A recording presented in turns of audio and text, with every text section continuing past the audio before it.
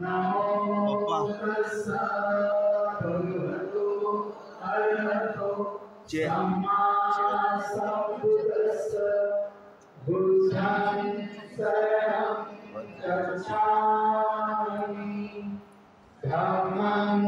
शरणं गच्छामि संघं शरणं गच्छामि द्वितीयंपि बुद्धं शरणं गच्छामि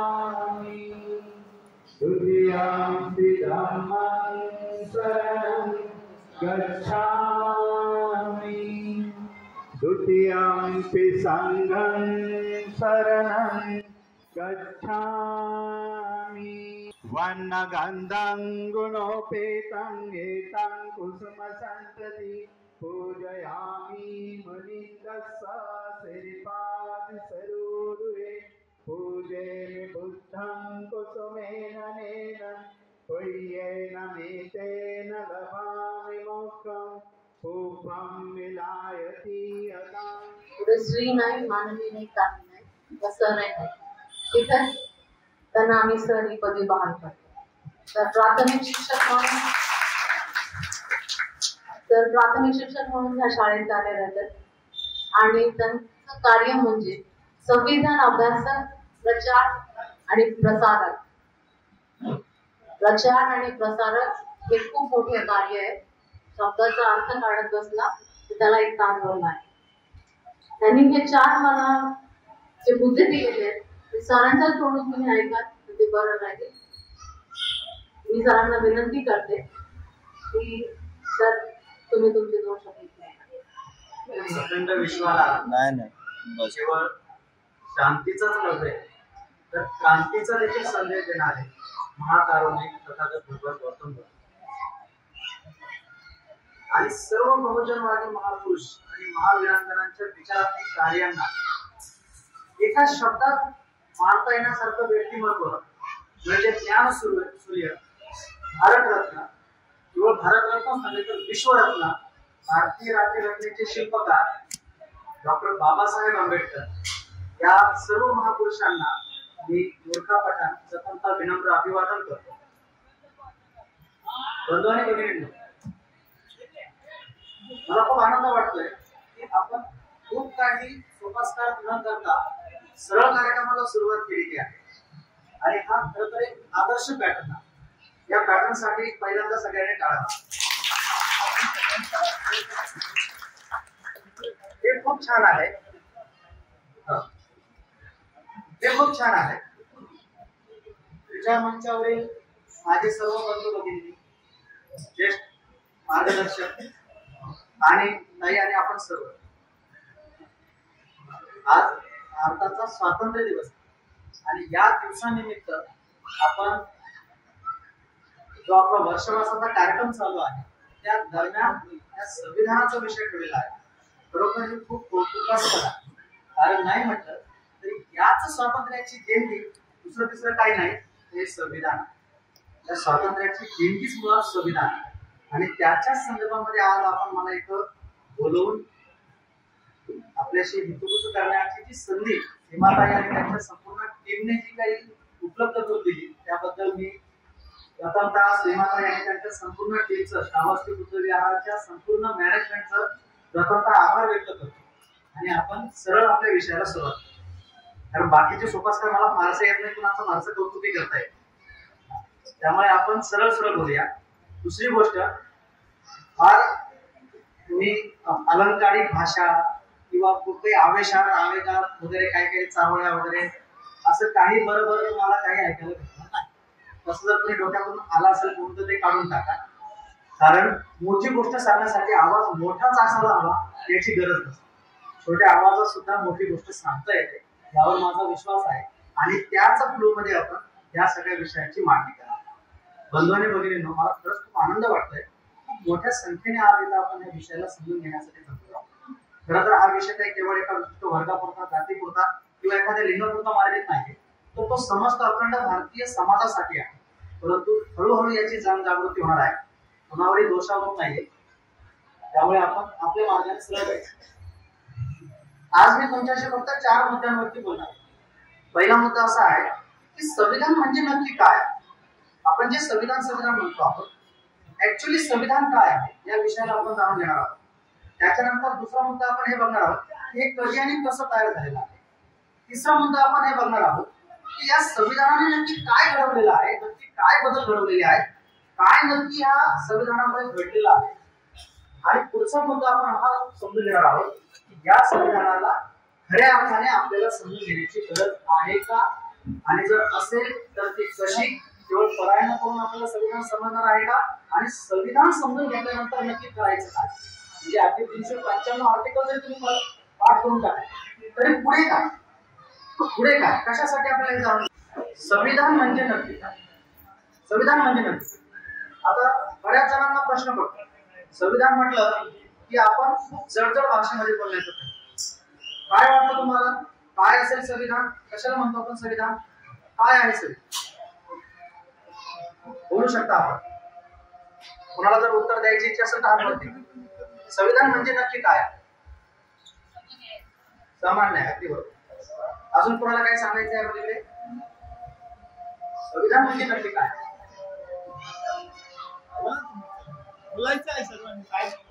वन साइडेड करणार नाही, भाषण ठेवण्याला अजिबातच आलेलो नाही, लक्षात. Yes, exactly. आदर्श जीवन पद्धतीचा अगदी बरोबर.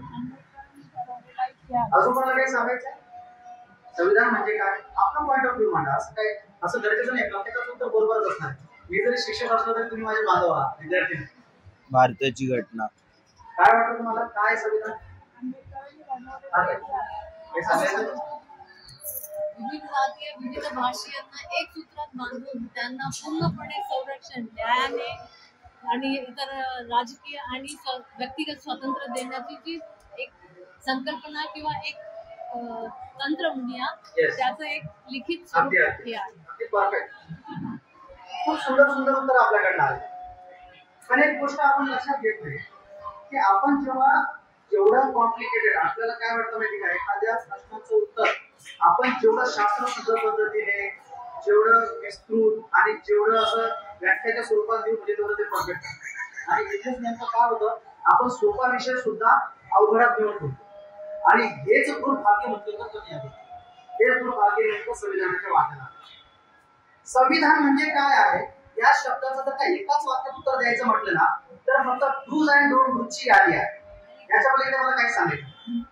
डूज अँड डोंट्सची यादी आहे, काय करावं आणि काय करू नये एवढंच. फक्त याची जी यादी आहे ना, ती यादी म्हणजे संविधान.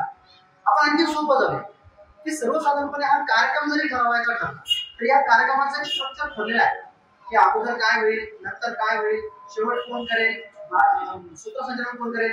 म्हणजे ह्या कार्यक्रमामध्ये एक डूज अँड डोंट्सची यादी ठरलेली लक्षात. आणि ती जी यादी आहे ह्या कार्यक्रमाची, ती यादी म्हणजे या कार्यक्रमाचं संविधान. या कार्यक्रमाचं संविधान. आपण संविधानाला जास्त डीप मध्ये किंवा जास्त अवघड नको घेऊया, केवळ डूज अँड डोंट्स. प्रत्येक गोष्टीचं एक डूज अँड डोंट्स असतात. किंवा तो प्रत्येक व्यक्तीचं व्यक्तिशः असतं. म्हणजे माझे स्वतःचे काही वैयक्तिक नियम ठरलेले आहेत की मी सकाळी 6ला म्हणजे 6ला उठणार, रात्री 12ला किंवा 11ला म्हणजे उठवा किंवा दिवसभरात हे करणार, असं एक प्रत्येकाचं ठरलेलं आहे. आणि हे जे प्रत्येकाचं जे ठरलेलं आहे ना ते त्याचं संविधान आहे.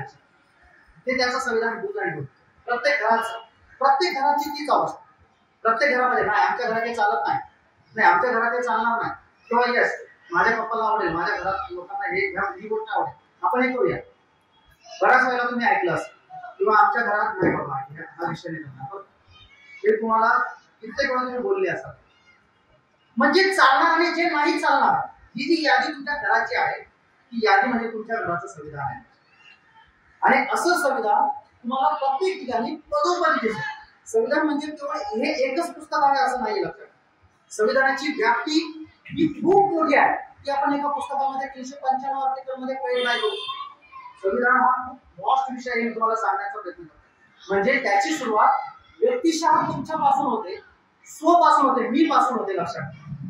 तिथून सुरुवात होते. म्हणजे सांगण्याचं तात्पर्य लक्षात घ्या की प्रत्येक व्यक्तीचं संविधान आहे, प्रत्येक घराचं संविधान आहे, प्रत्येक जातीचं संविधान आहे, प्रत्येक धर्माचं संविधान आहे.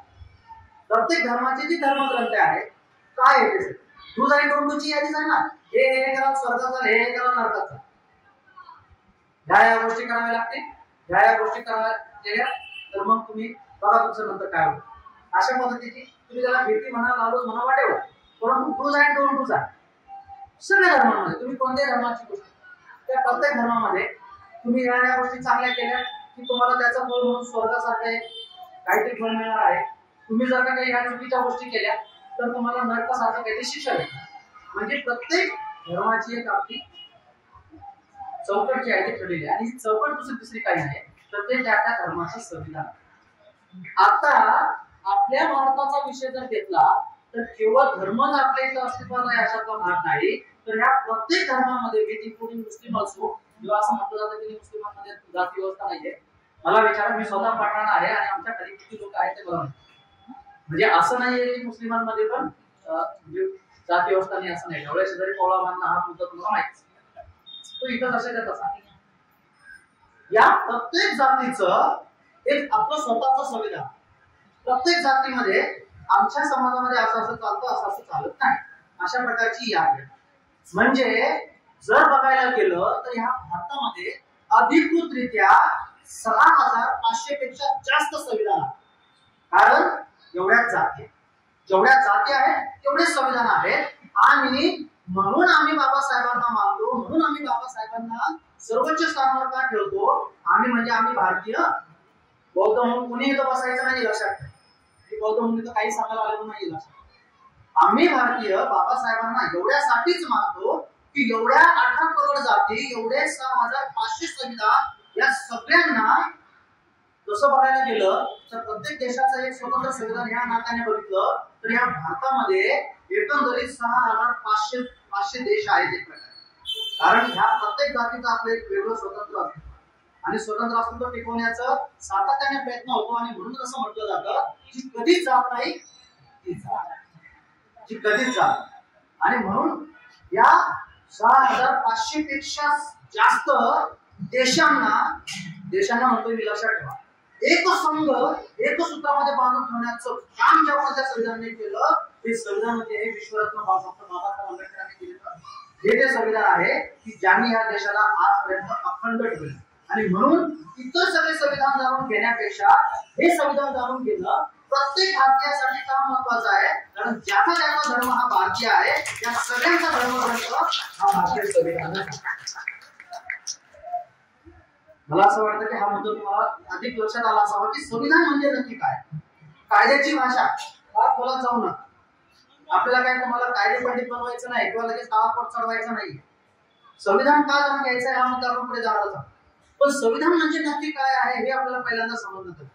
कारण आपली सुरुवातच मुळात संविधानाच्या हिरक महोत्सवी म्हणजे 75 वर्षानंतर होते. संविधान म्हणजे नक्की काय.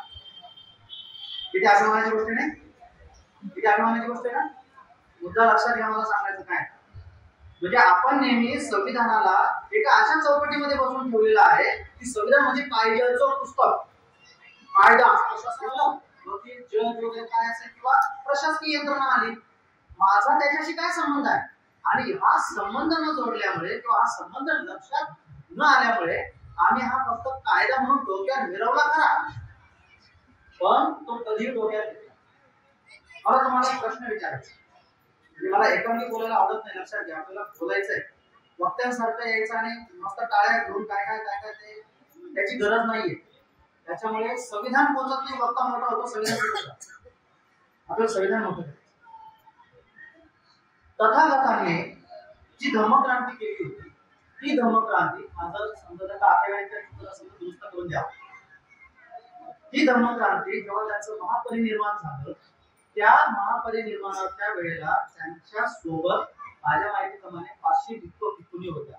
माझ्या माहितीप्रमाणे, आता काही कमी जास्त असेल तर सांगा. 500. परंतु तरीही त्यांच्या महापरिनिर्वाणानंतर त्यांची झालेली धर्मक्रांती पुढचे 500 वर्ष टिकली.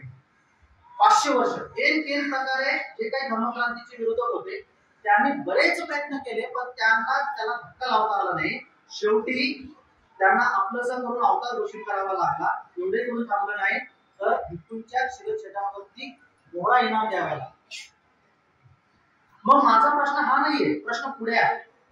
त्याच धर्मक्रांतीवर आधारित असलेलं हे भारतीय संविधानाची निर्मिती विश्वरत्न डॉक्टर बाबासाहेब आंबेडकरांनी केली. मी ठामपणे सांगतो की धर्मक्रांतीची पुनर्स्थापना आहे. लक्षात कसं तेही मी तुम्हाला सिद्ध करतो. मग त्याच धर्तीवरती जेव्हा ही धर्मक्रांतीची पुनर्स्थापना झाली, त्या पुनर्स्थापना झालेल्या संविधानाला जसं तथागतांच्या धर्मक्रांतीला जे भाग्य लाभलं, ते भाग्य या बाबासाहेबांच्या संविधान रूपी धर्मक्रांतीला का लाभू शकतं? काय म्हणतोय? चिंतनाचा विषय, गंभीर विषय, आनंदी काय होत आहे, दुःख आहे. ज्या गोष्टीला 500 वर्ष तेव्हा एवढं तंत्रज्ञान नव्हतं, एवढी व्यवस्था नव्हती, एवढं सगळं असताना त्याला एवढं 500 वर्षाचं आयुष्य लाभलं. आणि या संविधानाला मात्र जेव्हा की ते सर्व समावेशक आहे, सर्व काही त्याच्यामध्ये आहे की जे आपण अंदाज सुद्धा लावू शकत नाही, अशा बाबी आहेत, याला ते भाग्य का लाभू शकतो? याचं काय उत्तर तुम्ही द्या. काय तुम्हाला याच्याबद्दल तुम्ही चिंतन केलंय का? असं का घडलं? तुम्हाला असं वाटतं की 100% संविधानाच्या अनुषंगाने संपूर्ण व्यवस्था निर्माण झालेली आहे आणि संविधान रूपी जी क्रांती घडली होती ती कम्प्लीट बाबासाहेबांना जशी अपेक्षित होती तशीच आजच्या स्थितीमध्ये आहे, असं किती जणांना वाटतं? ठामपणे हात वरती करा. किती जणांना असं वाटतं? कोणीही असं भेटणार नाही. तुम्ही अगदी मेणबत्ती घेऊन जरी फिरलात तरी असं कोणी ठामपणे सांगू शकणार नाही की ही धर्मक्रांती 100% बाबासाहेबांना अपेक्षित असलेल्या प्रमाणेच घडली, असं कोणी म्हणू शकत. याचं कारण आहे, त्याचं कारण लक्षात घ्या. आता आपण जास्त वेळ तुम्हाला विचारला तर मला तर उत्तर देऊन टाकतो. त्याचं कारण असं आहे, कारण तथागतांच्या धर्मक्रांतीला तिथल्या समाज व्यवस्थेने कायदा म्हणून नव्हतं स्वीकारलेलं. भावांनो बहिणींनो, नव्हतं लक्षात घ्या. त्याला कायदा म्हणून नव्हतं बघितलेलं. कायदा अनुच्छेद 1 समानता, धर्मक्रांती कायदा नंबर 2 स्वातंत्र्य, असं नव्हतं. तर ह्या धर्मक्रांतीला समाज व्यवस्थेने जीवन मूल्य म्हणून स्वीकारलं होतं, एक जीवन पद्धती म्हणून स्वीकारलेलं होतं. आणि म्हणून ती जीवन पद्धती, ते जीवन मूल्य या समाजाने आत्मसातच केले नाही, तर ते येणाऱ्या पिढीला सुद्धा शिकवले, रुजवले. आणि म्हणून ती धर्मक्रांती जी आहे ती केवळ स्थापन झाली नाही, ती रुजली. आणि केवळ रुजली नाही तर ती प्रस्थापित झाली आणि एका पिढीतून दुसऱ्या पिढीकडे ती संक्रमित झाली. ती मूल्य आमच्यामध्ये एवढी ठासल्या गेली की आमच्या डीएनए आरएनए मध्ये ते आमची चिरचिर करावी लागते, तोपर्यंत ती निघत नव्हती. इतकी आमच्यामध्ये ती मुरली. आणि म्हणून 500 वर्षाचा कालावधी काय कमी आहे काय? कमी आहे का? इथपर्यंत ती. पण तेच भाग्य संविधानाला न लाभण्याचं कारण म्हणजे या संविधानाला आम्ही कधीही जीवन पद्धतीच्या स्वरूपामध्ये बघितलं नाही. किती जणांनी आतापर्यंत या संविधानाची एक जीवन पद्धती आहे? किती जणांनी केलं आहे? फक्त प्रामाणिकपणे हात वरती करा. जोपर्यंत आपले संविधान राज्य पद्धतीच नव्हे तर जीवन पद्धती हे शब्द ऐकण्याच्या अगोदर किती जणांनी संविधान हा विषय एक जीवन पद्धती आहे अशा अँगलने याला बघितलं? किती जणांनी बघितलं? हात वरती करा. आता म्हणता येतोय लक्षात? म्हणजे आम्ही या जीवन पद्धतीला, ही जीवन पद्धती आहे. बाबासाहेब स्वतः म्हणायचे की लोकशाही ही एक जीवनाची पद्धती आहे, जीवन पद्धती आहे. लोकशाहीची खूप सुंदर व्याख्या त्यांनी केली आहे, आपण पुढे करणारच आहोत. म्हणजे ही जीवन पद्धती आहे. आम्ही ह्या अँगलने न बघता याला फक्त कायदा ह्याच नजरेतून बघतो. कायदा है ना, बापाचा कायदा, भीमाचा कायदा भरपूर आहे, ते कायद्याला घेऊन बरेच वाक्य तयार केले, बरोबर आहे ना? काय चुकत असेल तर सांगा. पण कायदा हा शब्द मात्र आपण कंपल्सरी संविधानासाठी सातत्याने वापरला. त्यात कुठलाही बदल नाही. भले तुम्ही वरचे मागचे पुढचे मागचे शब्द बदलले असते, पण कायदा शब्द मात्र तुम्ही सातत्याने ठेवला. आणि कायदा म्हटला की कायद्यामध्ये कलम आली, कायद्यामध्ये मग ते तरतुदी, मग त्याच्यासाठी आपल्याला काळाच पाहिजे किंवा प्रशासनच पाहिजे किंवा ते वकील जज वगैरे ते बघून घेतील, आमचा काय संबंध आहे? म्हणजे अशा पद्धतीने आम्ही महती भरपूर जायली संविधानामुळे. आमच्यात असं झालं तसं झालं, महती भरपूर जायली.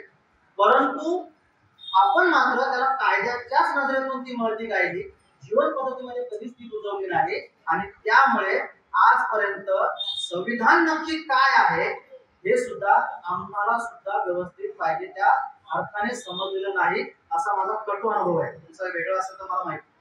परंतु आज हिरक महोत्सवी वर्षात सुद्धा संविधान म्हणजे नक्की काय आहे हे सांगण्याची वेळ आहे.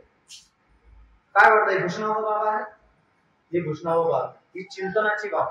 आपल्याला गमत काय होतं माहिती, एक चिंतनात्मक विषयाच्या बाबतीमध्ये जर का मार्गदर्शन किंवा आपल्या गोष्टी ठेवल्या की निम्मे तिथेच गाळ होतात आणि जे बसलेले आहेत त्यांनाही नंतर म्हणजे अगदी आज हेतू हिमाचल तोंड वाचलं जात असतं. परंतु ही गंभीर बाब, आणि ही गंभीर बाब काय आहे की पुढच्या योजनातून लक्षात येईल आणि मग आपण ठरवायचं आहे की आपण नक्की कोणत्या भूमिकेत. आय होप तुम्हाला संविधान म्हणजे नक्की काय हा मुद्दा लक्षात आलेला असेल. संविधान म्हणजे किती कालावधीमध्ये निर्माण झालेला आहे?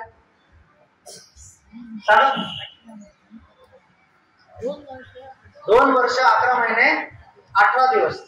17 का 18 इथे पण चालतं, कारण बाबासाहेबांनी 17 दिवस म्हटलंय. तर ते कधी म्हटलंय, कोणत्या संदर्भाने म्हटलंय आपण तो संदर्भ घेत नाही. फक्त बाबासाहेबांनी म्हटलं म्हणून आम्ही 17 दिवसावर सुद्धा आठवतो. पण 18 दिवस लक्षात ठेवा. बाबासाहेबांनी ते 25 नोव्हेंबरला म्हटलेलं आहे. 26 नोव्हेंबरचा एक दिवस अजून बाकी होता. लक्षात 2 वर्ष 11 महिने 18. अजून कोणाला काय सांगायचं? आता हा प्रश्न तुम्हाला सोडत असा प्रश्न का विचारतो? जेव्हा 2 वर्ष 11 महिने 18 दिवस हा मुद्दा आला, इथं विषय संपतो ना, इथं विषय संपत. हे संविधान 2 वर्ष 11 महिने आणि 18 दिवसात तयार झालेलं नाहीये. हे मी ठामपणे सांगतो. काय कोणाला वेगळं उत्तर द्यायचंय का? काय वेगळं सांगायचंय? हे या संविधानाला एक प्रकारे फक्त कायद्याच्या भाषेत मांडण्याचा तो कालावधी आहे. या संविधानाला केवळ कायद्याच्या भाषेत 2 वर्ष 11 महिने आणि 18 दिवसांमध्ये मांडण्यात आलं. संविधानाची निर्मिती मात्र एवढ्या स्वल्प काळात झालेली नाही. कारण संविधानाची निर्मिती करणं एखादा अकॅडमिक विषय जसा असतो ना, चला 4थीच्या मराठीचा विषय लिहून टाकूया, 4थीचं गणित लिहून टाकूया, असा हा काही अकॅडमिक विषय नाही. कोणत्याही देशाचं संविधान असू दे, केवळ भारताचाच विषय असा म्हणून नाही, जगातल्या जेवढ्याही लोकशाहीवादी देश आहेत त्या प्रत्येकाचं जे संविधान आहे ते संविधान हे एका संघर्षातून तयार होतं, एका चळवळीमधून तयार होतं आणि त्यामागे खूप मोठा इतिहास असतो. म्हणजे असं नाहीये की चला आता पठाणचं खूप छान बोलताय, सरांना पण खूप चांगला अनुभव आहे, सर तुम्ही एक काम करा बरं, बसा तुम्ही आता मस्तपैकी विहारामध्ये आणि देशाचं एक संविधान लिहून टाका. असं संविधान असं तसं तयार होत नाही. त्यामागे प्रचंड संघर्ष असतो आणि आपल्या देशाच्या वाट्याला, म्हणजे खरं सांगायचं तर या संविधानाच्या वाट्याला एक नाही तर तब्बल 2 स्वातंत्र्य लढ्यांचा संघर्ष लागला. मी तुम्हाला सुरुवात करतानाच म्हटलं की स्वातंत्र्य लढ्याची देणगी म्हणजे आपल्या संविधान. अशा वेळेला ही देणगी देताना आपण केवळ एका स्वातंत्र्य लढ्याशी सामना केलेला नाहीये, तर 2 स्वातंत्र्य लढ्याचा आपण सामना केलेला आहे. आणि ते 2 स्वातंत्र्य लढे तुम्हाला सगळ्यांना माहित आहे. पहिला एक की जो राजकीय स्वातंत्र्याचा लढा होता, जो आजच्या दिवशी आम्ही 1947 ला संपवला असं आपण म्हणतो. परकीय सत्तेच्या ताब्यातून आम्ही स्वतःला मुक्त करून घेतलं. परकीय बोललो बरं का, आता स्वकीय आता तो विषय नंतरचा झाला आहे. पण परकीय सत्तेच्या जाचातून म्हणा, पारतंत्र्यातून म्हणा, आपण स्वतःला मुक्त करून घेतो. परकीय, आता स्वकीय हा शब्द अजून गरजेचा आहे, महत्वाचा आहे. कारण पूर्ण स्वातंत्र्याचा अर्थ असा नाहीये की चला आता परकीय नाहीये आणि आपल्या इथले कुणी आपल्यावर येऊन हुकुमशाही केली तरी चालेल, असा स्वातंत्र्याचा अर्थ नाही लक्षात. आणि दुसरा जो सगळ्यात महत्वाचा होता तो होता सामाजिक पारतंत्र्याचा लढा. जो लढा आजकालचा नाहीये तर पिढ्यानपिढ्याचा आहे. म्हणजे अगदी तुम्ही तथागतांपर्यंत याची नाव जोडू शकता. सगळ्यात अगोदर या सामाजिक स्वातंत्र्याविरुद्ध लढा उभारण्याचं काम महाकारुणिक तथागत भगवान गौतम बुद्धांनी केलं. आणि म्हणून मी सुरुवातच करताना काय सांगितलं, केवळ शांतीचाच नाही, केवळ शांतीचाच नाही तर क्रांतीचा सुद्धा संदेश देणारे जर कोणी असतील सगळ्यात अगोदर या जगामध्ये, या विश्वामध्ये, तर ते महाकारुणिक तथागत भगवान गौतम बुद्ध आहे. त्यांनी सर्वप्रथम क्रांती कशाला म्हणतात, समाज व्यवस्था कशी निर्माण करावी या संदर्भातला सगळ्यात पहिला संघर्ष आपल्याला या जगाला देऊन गेले. तो कसा करावा याचा पूर्ण प्रशस्त मार्ग त्यांनी आपल्याला दाखवलं आणि पुन्हा सांगितलं की मी फक्त मार्गदाता, मोक्षदाता. हे फक्त ऐकलं असेल तुम्ही खूप वेळ. संदर्भ बघा काय आहे, कृती बघा काय आहे. मार्गदाता या शब्दाचा अर्थ लक्षात घ्या. आम्ही देवत्व देऊन काही आपलं काम संपत नाही, लक्षात घ्या. ज्या वेळेला आम्ही त्यांनी दिलेल्या प्रशस्त मार्गावरून चालू त्याच वेळेला खऱ्या अर्थाने आम्ही त्यांचे अनुयायी ठरणार आहोत. केवळ पंचशील आणि निपाल संध्या काय आपण म्हणतो ते सगळं त्रिशरण वगैरे करायलाच पाहिजे, त्यातून कळणार आहे. पण माझा मुद्दा काय तो लक्षात घ्या. मार्ग तथागताने दिलेला मार्ग. या संविधानाची निर्मिती ज्या प्रमुख 4 गोष्टींवरती झालेली आहे त्या प्रमुख 4 गोष्टी कोणत्या आहेत तर समान, समता, स्वातंत्र्य, बंधुता आणि न्याय. ह्या ज्या 4 बाबी आहेत या 4 बाबी या जगाला सगळ्यात अगोदर जर कोणी परिचित करून दिले असतील तर त्या या महाकारुणिक तथागत भगवान गौतम बुद्धांनी केलं. आणि त्याच बेसवर हे भारताचं संविधान निर्माण केलं. आणि म्हणून मी याला दुसरं काही नाही तर ही धर्माची पुनर्क्रांती असं त्याला म्हणतात. धर्माची पुनर्क्रांती. पण आम्हाला ती समजून घेताना 75 वर्ष लागले. हा आपल्यासाठी दुर्दैवाचा मुद्दा लक्षात.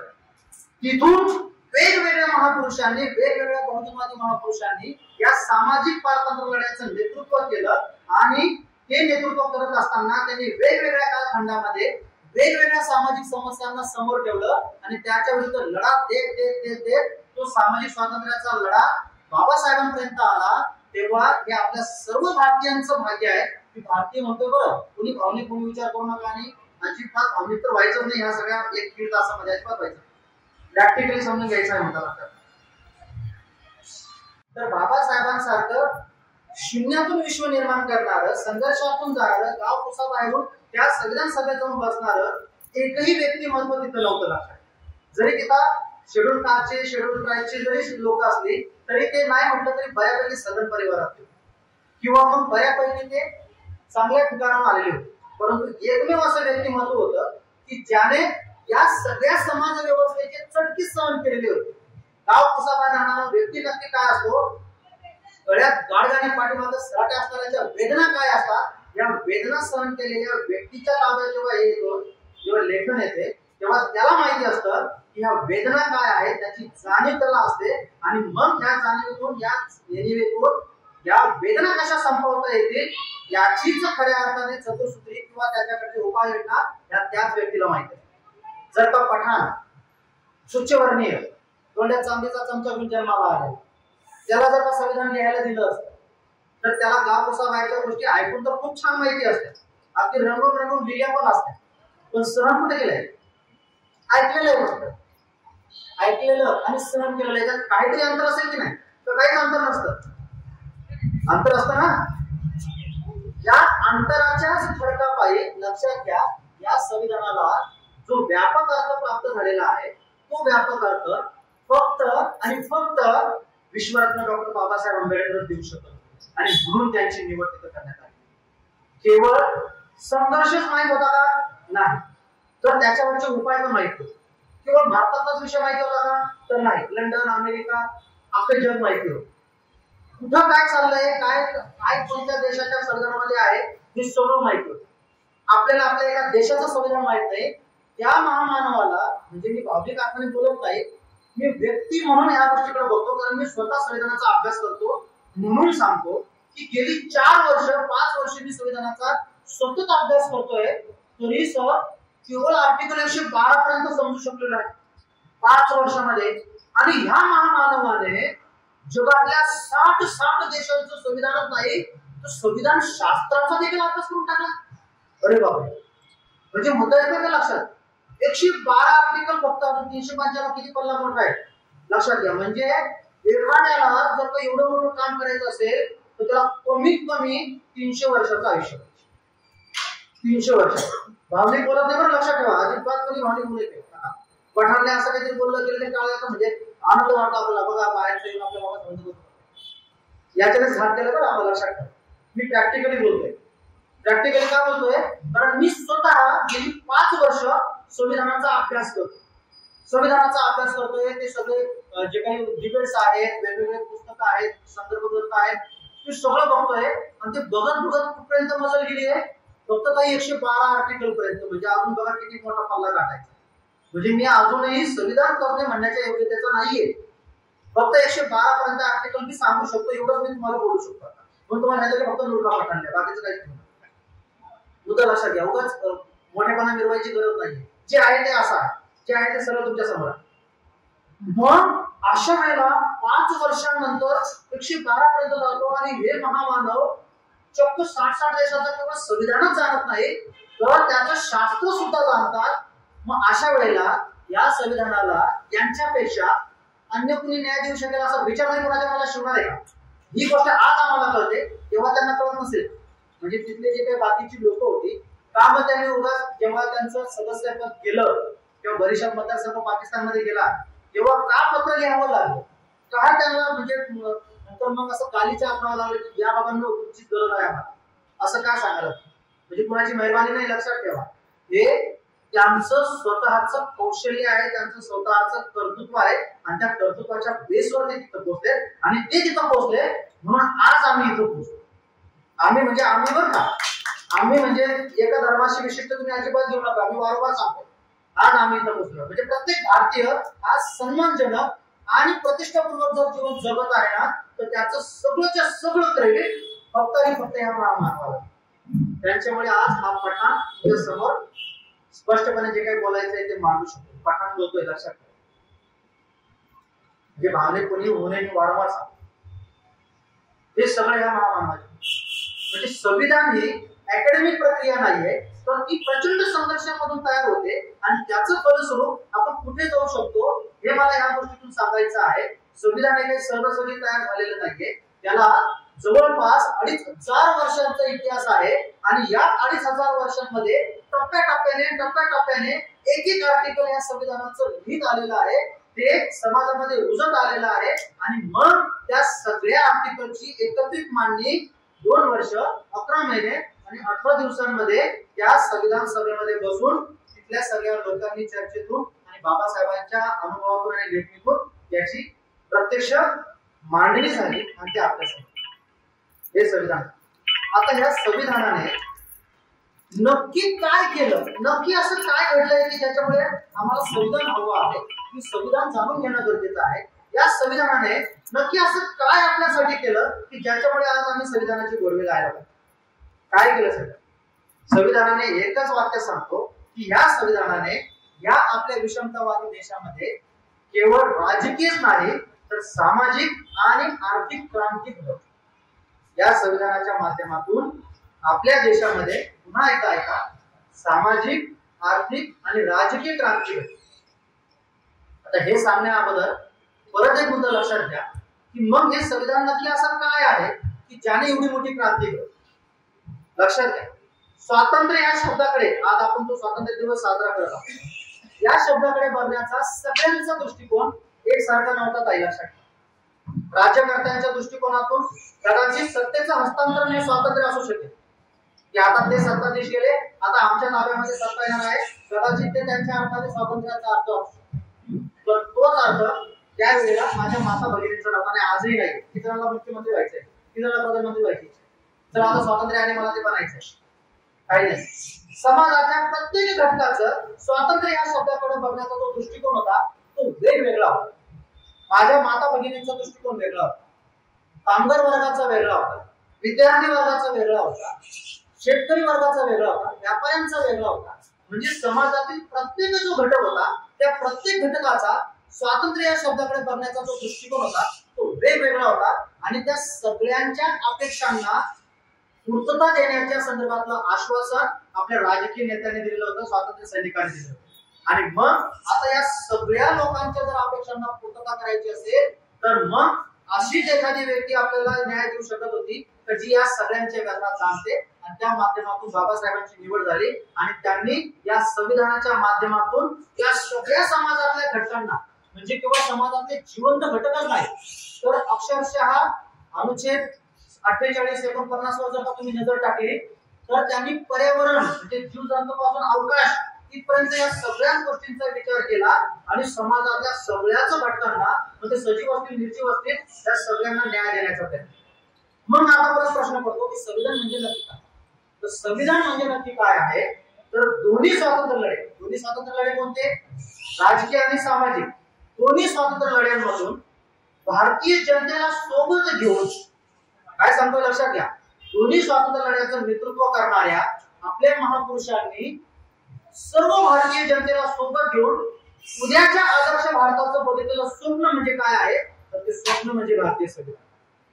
आणि या स्वप्नांमध्ये अत्यंत महत्वाचे आणि गडदंड वाहण्याचं काम जर कोणी केलं तर ते काम विश्वरत्न डॉक्टर बाबासाहेब आंबेडकर हे संविधान. आता या संविधानाच्या माध्यमातून काय घडलंय या संविधानाच्या माध्यमातून आपल्या देशामध्ये केवळ राजकीय नाही तर आर्थिक आणि सामाजिक क्रांती. आर्थिक सामाजिक आणि राजकीय हे मला मुद्दे खूप जड वाटतात. जड होतंय का?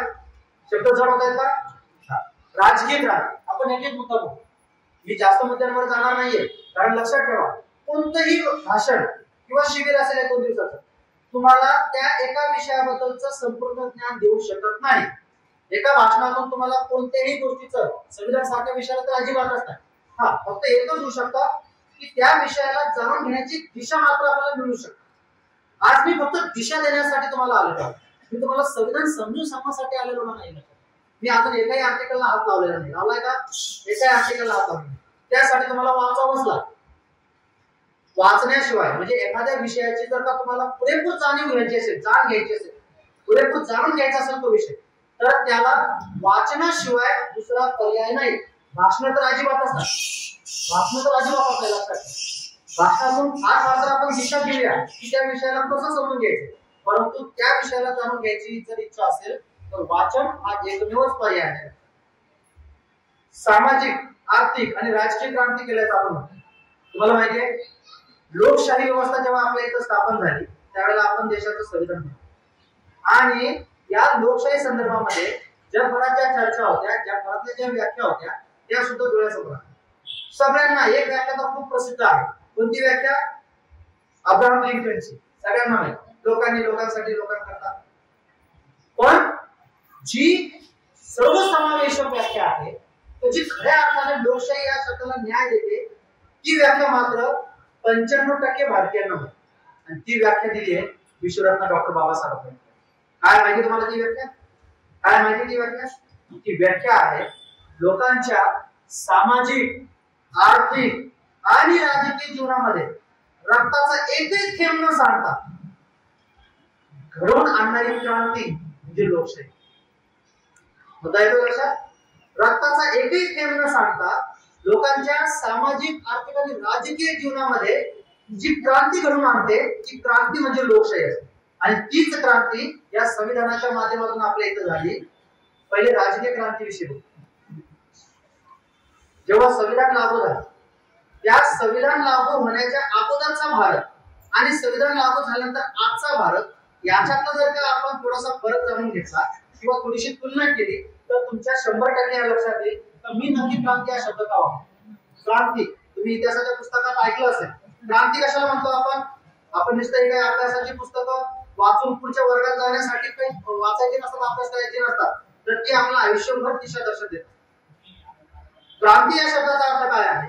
तर सर्वसाधारणपणे एक असा समाज असतो की ज्याच्यात बुडभर लोकांच्या हातामध्ये सर्व सत्ता केंद्र असतात आणि ते संपूर्ण समाजाला नियंत्रित करत असतात आणि उरलेल्या 95 नाही तर 98% लोकांना साधे सुद्धा अधिकार नसतात. त्यांना ह्या बुडभर लोकांच्या मेहरबानीवर जगावं.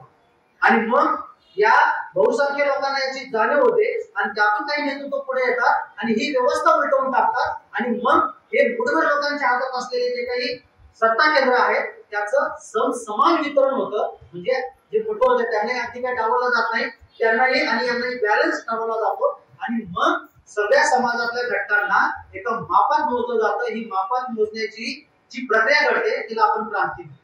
मग अशी क्रांती, अशा पद्धतीचा काहीतरी प्रकार या संविधानानंतर आपल्या इथं घडलंय का हे तुम्ही तुमचं ठरवायचं. मी फक्त मुद्दे मांडतो. तुम्ही ठरवायचं की खरंच क्रांती घडली का नाही. संविधान लागू होण्या अगोदर जे 11 प्रांत होते ब्रिटिशांचे त्याच्यात जे काही निवडणुका व्हायच्या तर त्या निवडणुका आपण आणखी फार लांब नको जाऊया. आपण अगदी संविधानाला लागून असलेलाच कालावधी बघूया. अगदी अगर डीप मध्ये गेलो तर तो खूप मोठा वास्ट विषय होता. आपण अगदी थोडक्यात बघू. केवळ 22% लोकांना मताचा अधिकार होता. हे माहिती आहे तुम्हाला सगळ्यांना? केवळ 22% लोकांना. म्हणजे जी लोक टॅक्स भरू शकत होती, ज्यांच्याकडे गरजेचं होतं आणि जे काही टॅक्स भरण्यासाठी पात्र होते त्या लोकांना मतदानाचा अधिकार देण्यात आलेला होता.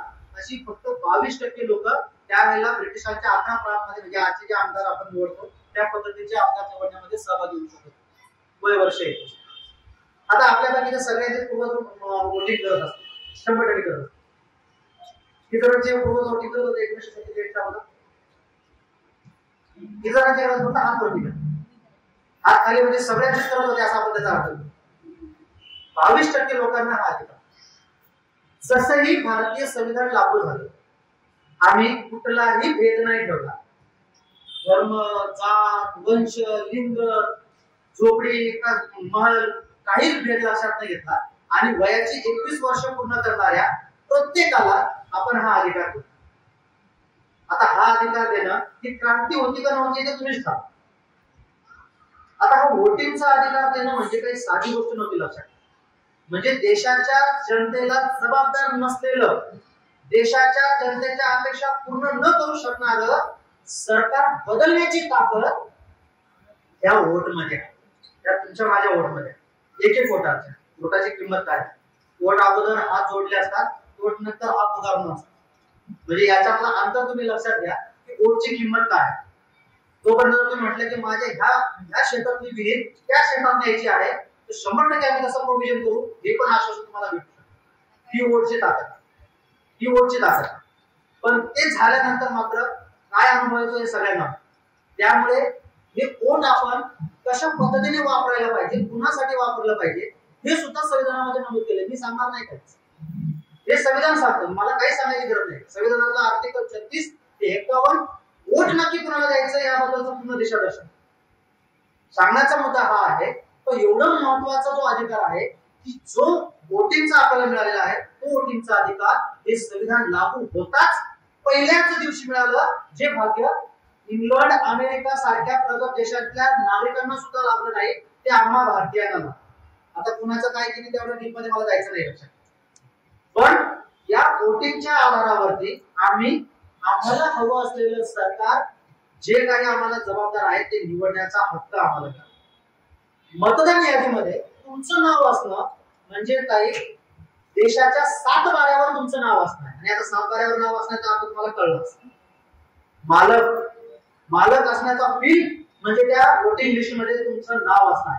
कारण तुम्ही या देशाचे राज्यकर्ते म्हणजे नोकर, सेवक कोण असतील हे ठरवण्याचा अधिकार तुम्हाला वोटिंगच्या माध्यमातून मिळतो.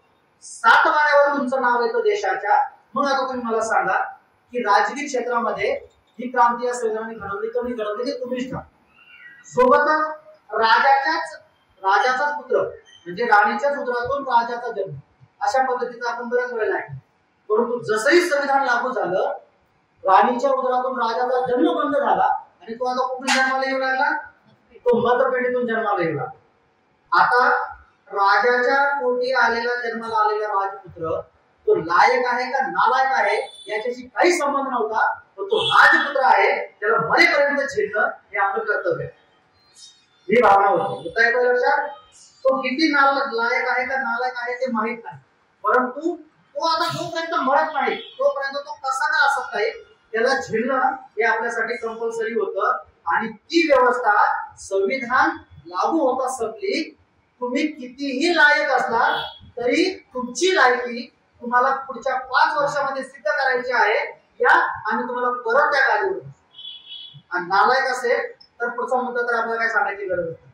म्हणजे राज्यकर्त्यांची लायकी सुद्धा तपासण्याची सोय तुमच्या माझ्या सर्वसामान्य लोकांना मिळाली. ती मिळाली कशाच्या माध्यमातून? तर या संविधानाच्या माध्यमातून. म्हणजे राजकीय क्रांती होती तर नव्हती ते तुम्हीच ठरवा. दुसरं मी तुम्हाला सांगितलं, असं यादी खूप मोठी देत आहे, परंतु आपण वेळेचं भान ठेवूया, कारण मुद्दे आपण 2 वाक्य सांग. सामाजिक क्रांती कौतुकाचं बोलता येतं आणि तुमच्या टाळ्यातून लेक्चर बरं ऐकता येतं. तसं करायचं नाही. एवढ्यासाठी आलेलो पण नाही. 6 तास प्रवास, 6 तास रिटर्न, 12 तास त्या टाळ्यासाठी नाही. मला महत्वाचे मुद्दे तुमच्या समोर. काय वाटतं, जर बाबासाहेबांच्या ऐवजी अन्य कोणाच्या जर ताब्यात हे संविधान लिहिण्यासाठी जर का देण्यात आलं असतं तर काय त्यांनी अशा पद्धतीचं सर्वसमावेशक संविधान लिहू शकलं असतं? आणि याचं कारण काय वाटतं? काय वाटतं सांगा तुम्ही. तुम्हाला सामाजिक क्रांतीचा आणि संविधानाचा काय? सगळ्यात मोठी जर का क्रांती झाली असेल या संविधानाच्या माध्यमातून तर ती सामाजिक क्रांती आहे. कारण या संविधान लागू झाल्यानंतर समाजातल्या अनिष्ट रूढी आणि प्रथा परंपरा ज्या ज्या गोष्टी करणं भाग पडत होतं त्या आता करायच्या का नाही करायच्या हे ऐच्छिक होईल. सगळ्यात महत्वाचं म्हणजे प्रत्येक व्यक्तीला, मग त्याची जात काय असू दे, धर्म काय असू दे, काही असू दे, त्याला सन्मानजनक आणि प्रतिष्ठापूर्वक जीवन लाभ. एकच उदाहरण देतो, आर्टिकल 1 सांगतो, मला सगळे आर्टिकल सांगायचे नाही. अनुच्छेद 14 सगळ्यांनी ऐकलं. काय अनुच्छेद 14? कायद्यासमोर सगळे समान, कायद्याचं सगळ्यांना समान संरक्षण, अशा पद्धतीचं आर्टिकल. आता तुम्ही म्हणाले एक वाक्य आहे, याचा अर्थ काय? सरळ दिसतंय, कायद्यासमोर सगळे समान आहे, कायद्याचं सगळ्यांना समान संरक्षण आहे. आता याच्यामध्ये दुसरा अर्थ काय आहे? याचा अर्थ जर तुमच्या लक्षात आला तर नक्की लक्षात येईल की सामाजिक क्रांती कशी. मी सुरुवात करताना सांगतो, 6500 पेक्षा जास्त जाती आज सुद्धा आमच्या इथे उपलब्ध आहेत, त्या ऑन रेकॉर्ड आहेत. त्यातल्या पोट जातींची मात्र गिनती नाही लक्षात. प्रत्येक जातीमध्ये आणखी काही पोट जाती आहेत, त्याची गिनती. आणि ही जात व्यवस्था म्हणजे आपल्या देशाचं जे काही दुर्भाग्य आहे ते असं आहे, तर इथे केवळ वर्ण व्यवस्थाच नाही तर जाती व्यवस्था पण आहे. आणि ही जाती व्यवस्था केवळ आहे असं नाहीये, तर तिचे स्तर ठरलेले आहेत. म्हणजे ती अशी स्तरवाईज आहे. स्तरवाईज समजतं ना सगळ्यांना? की उच्च निश्चितेचा जो काही दर्जा आहे ना, त्या दर्जानुसार ही जात व्यवस्था आपल्या इथे. म्हणजे काही जाती अशा आहेत की ज्या एवढ्या उंचीवर आहेत की ज्याची उंची आपल्याला काहीच मोजता येणं शक्य नाही, किंवा अशा पद्धतीने प्रेझेंट करण्यात आलंय की ते मोजण्याच्या मी भाकरचं पडू. याला तुम्हाला काय समजायचं ते समजून घ्या. मला काय सांगा, अगदी एवढ्या एकदम उंच जाती. आणि इथून असं टप्प्याटप्प्याने आम्ही जेव्हा खाली येतो जात व्यवस्थेच्या, तर काही जाती एवढ्या खाली आहेत की त्यांना आम्ही पातळा सुद्धा जागा देत नाही, म्हणजे त्या आमच्या समोर उभा करण्याच्या योग्यतेचेच नाही. अशा पद्धतीच्या मानसिकता आपल्या इथे जातीला तुलना. म्हणजे काही जाती इथं तर काही जाती. आणि संविधान लागू होण्या अगोदर समोरची व्यक्ती कोण आहे, ती कोणत्या जातीला बिलॉंग करते, याच्यावरनं त्या व्यक्तीला एखादा कायदा जर का त्या राज्यामध्ये पास झाला असेल किंवा त्या राज्याने एखादी योजना आणली असेल तर तिचा कितपत लाभ द्यायचा हे नाव बघून. पठाण आहे, हा मग आपलाय, हरकत नाही, पठाणला आपण पूर्ण लाभ देऊ. पण पवार आहे काय बघू, तुरलं की मग विचार करू, किंवा विचारच ना. पवार म्हटलं तर विचार करायची गरज नाही ना, कारण आम्ही त्यांना आमच्या शक्तीला मानतच नाही. मुद्दा येतो लक्षात. किंवा एखाद्या कायद्याच्या संदर्भात शिक्षा द्यायची असेल, मग पठाणने 7 खून केले, पण आपला आहे काय हरकत नाही, बघूया. एक काम करा, एक 100 रुपये भरून टाका, होऊन जाईल. अच्छा, पवारने काय केलं, याला मारलं फक्त. अशी कठोर शिक्षा द्या की याच्या जातीतल्या सगळ्यांना ती कायमची लक्षात राहिली पाहिजे. परत असं करायला ते तुझा पवार आणि पठाण. मी काय बोलतो तुमच्या लक्षात येतं. मला गरज नाही दुसऱ्या कोणाचे सांगायचे, आम्ही आहोत सगळे. म्हणजे एखाद्या कायद्याचा लाभ देणे असो किंवा एखाद्या कायद्याच्या अनुषंगाने शिक्षा देणं असो, हे सर्व या वर्ण व्यवस्था आणि वर्ण व्यवस्थेतून आलेली जी उत्पत्तीच्या आधारावर असलेली जात व्यवस्था आहे. ती व्यक्ती कोणत्या जातीची आहे त्या व्यक्तीच्या जातीवरून ठरत होतं की याला नक्की न्याय कसा द्यायचा किंवा कायद्याचा लाभ कसा हे ठरत. पण जसंही संविधान लागू झालं, ही जी व्यवस्था होती ती एका झटक्यात बदलली. जसंही अनुच्छेद 14 लागू झालं, कायद्याचं सगळ्यांना समान संरक्षण आणि कायद्यासमोर सगळे समान, ही व्यवस्था एका झटक्यात बदलली. आणि ती अशी, मी काय सांगतो लक्षात म्हणता, ती अशी झाली. हे इथं होते ते इथं आले, हे इथं होते ते इथं आले, आणि हा खांद्याला खांदा लागला. आता कायद्यासमोर सगळे समान, कायद्याचं सगळ्यांना समान संरक्षण. म्हणजे पठाण असो किंवा पवार असो, आता हे कोण आहेत, हे सगळे समान आहेत. आता जर का एखादा कायदा आला, एखादा योजना आली, तर जेवढा लाभ पठाणला देणार तेवढाच, काटन भर कमी पण नाही जास्त पण नाही, पवारला देणार. जी काही शिक्षा दिली जाणार एखाद्या गुन्ह्यासाठी, सेम जर गुन्हा असेल तर पठाणला तीच शिक्षा, पवारला पण तीच शिक्षा. आता इथं कुठलाही बदल नाही, कुठलाही भेद नाही, कारण कायद्यापुढे सगळे काय झाले, आता हे समान झाले. ही राजकीय, ही सामाजिक क्रांती आहे की नाही हे तुम्ही तुमचं ठरवा. मुद्दा असा आहे का, हा जो बदल घडलेला आहे, ही जी गडबड झालेली आहे, गडबड आहे बघा, पठाण या नजरेतून गडबड आहे, आमच्या नजरेतून खूप मोठी गडबड झाली. गडबड काय झाली आहे, कारण आमचं विशेष स्थान होतं. मुद्दा येतो लक्षात. मी काय सांगतोय, आम्ही इथं विशेष स्थान आणि जणू काही या समाजाचे ठेकेदार होतो, मालक होतो, आम्ही सांगू तसं होतो, कारण विशेषाधिकार. ही व्यवस्था जेव्हा अशी झाली तेव्हा ह्या लोकांना काही लक्षात आलं, आजही लक्षात आलेलं की नक्की आम्ही कुठं होतो कुठं आलो. पण आमच्या मात्र 100% लक्षात आलेलं आहे, कारण आमचं विशेष स्थान हिरावलं गेलंय आणि इतरांच्या बरोबरीला आम्हाला. त्यामुळे झालेली गडबड आमच्या लक्षात आलेली आहे. आणि ही गडबड लक्षात आल्यामुळे परत आम्हाला आमचं विशेष स्थान कसं मिळेल यासाठी आम्ही संविधान लागू झालं त्या दिवसापासून प्रयत्नशील. मुद्दा येतोय लक्षात. मुद्दा आहे का लक्षात? आणि जशी जशी आम्हाला संधी भेटते तसं आम्ही संविधानाबद्दल अपप्रचार करणं, संविधानाला बदनाम करणं, संविधानाच्या माध्यमातून अजून किती दिवस हे चालणार, फक्त संविधानाने आरक्षण एवढ्याच पुरतं मर्यादित आहे किंवा संविधान म्हणजे एका विशिष्ट वर्गापुरतच आहे, आमचं त्याच्याशी काय संबंध नाही.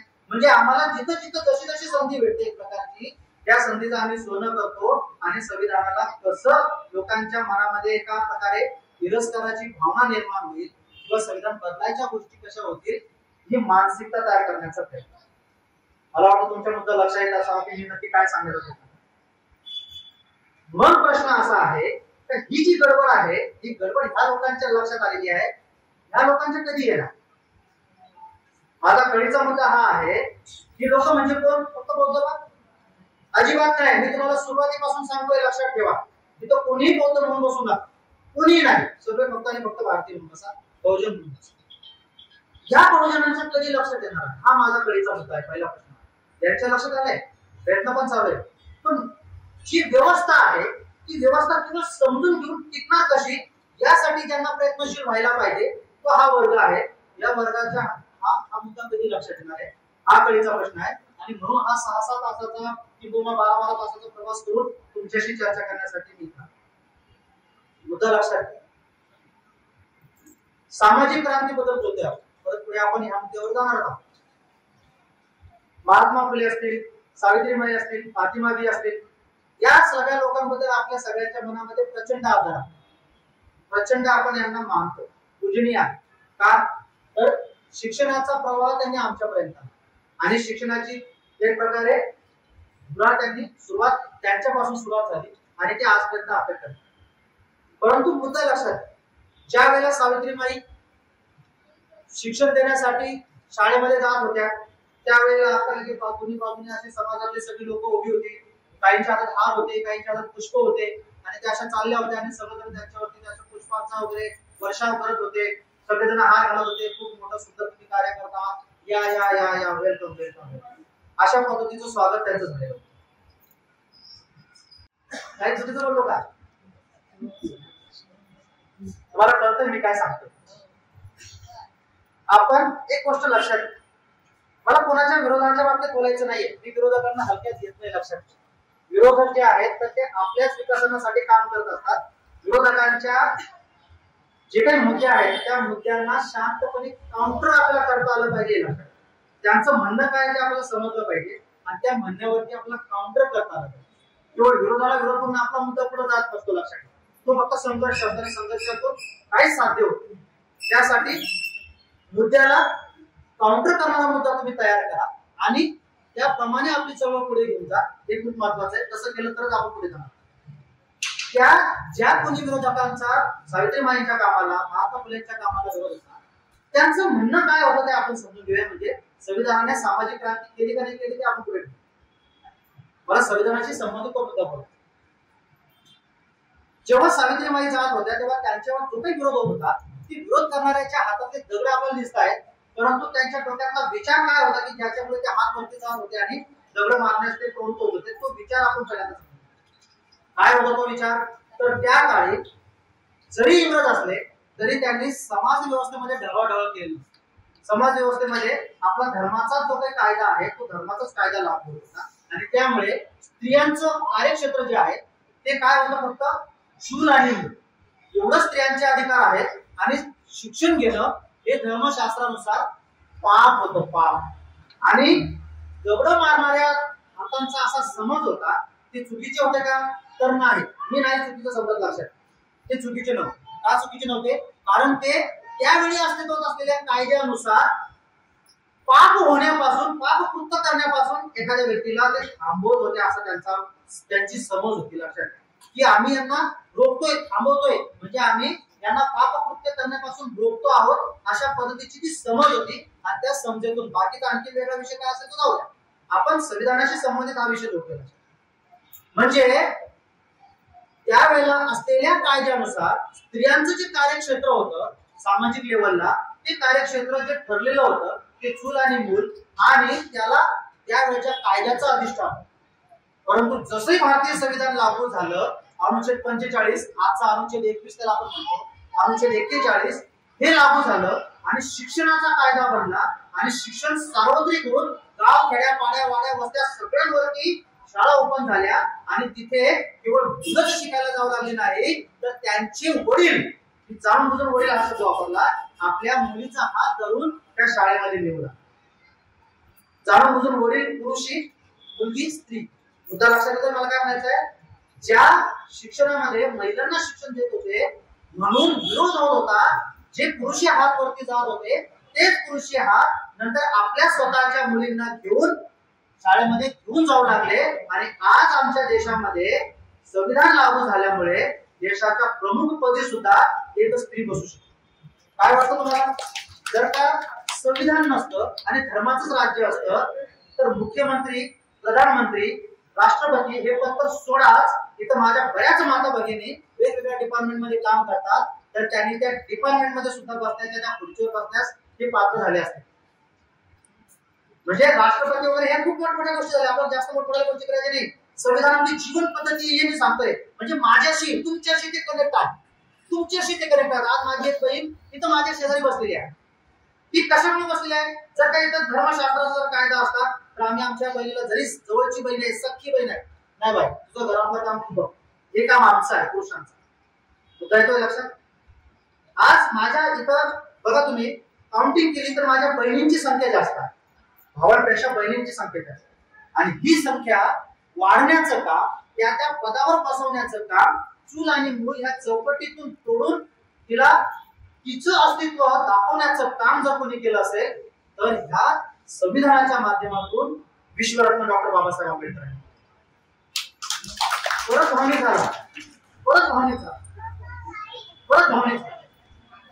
बाबासाहेबांचं नाव घेतलं पठाणने की आपल्याला असं वाटतं टाण वाजवल्याच पाहिजे, कारण आता पठाणे नाव घेतलं. कशाला नाही बाबा, कशाला नाही एवढं भावनिक होतं? म्हणजे मला मुद्दा काय सांगायचं लक्षात आलं का तुमच्या? मुद्दा लक्षात घ्या. म्हणजे तुमच्या टाळ्या वाजवण्यावर माझा आक्षेप नाहीये, तुमच्या भावनिक होण्यावर माझा आक्षेप आहे. लक्षात, तुमच्या भावनिक होण्यावर आक्षेप.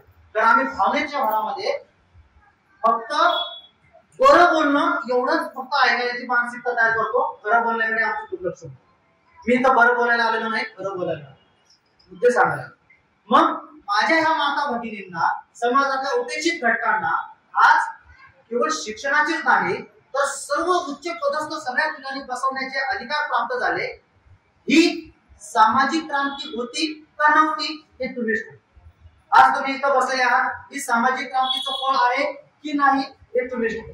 आणि आता आर्थिक क्रांतीच्या बाबतीत जर म्हटलं तर 22% ज्या अर्थी लोकांना मतदानाचा अधिकार होता, त्या अर्थी जे बाकीचे 78% लोक होती, ती लोक कोणत्या स्थितीमध्ये असतील आर्थिक स्वरूपामध्ये वेगळं सांगायची गरज नाही. आपल्या समोर अनेक महापुरुष आहेत, पण स्वतः विश्वरत्नांनी याच बार का सांगतो, कारण कोणत्याही गोष्टीच्या बाबतीमध्ये अतिशय उत्तम असं उदाहरण जर शोधायला गेलं ना तर अंतिमता मी इथं येऊन सांग.